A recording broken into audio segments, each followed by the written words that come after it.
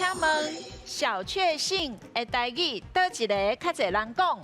哦，小确幸哦，我这边是阳气大哦，因为啊，咱心情若好的时阵，是不是 spring 阳？捌听过无？spring 阳，嘿，靠阳嘛，嘿，欢喜，嘿，所以我是阳气大。哦，啊那阿雄我这边吼，叫做小幸福。小幸福听起来敢若较另外一种。因为就是照迄顶管迄三个字来直翻嘛，小确幸，小小确定的幸福。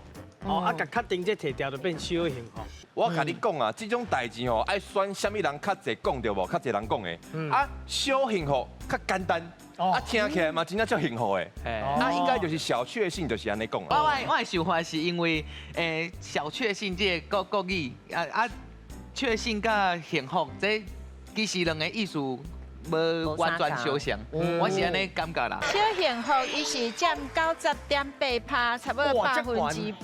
90.8%。啊，迄个阳气大是9.2%哦，差10倍92%。真正的。所以少年呢，因的分析拢足好，应该是看简单的。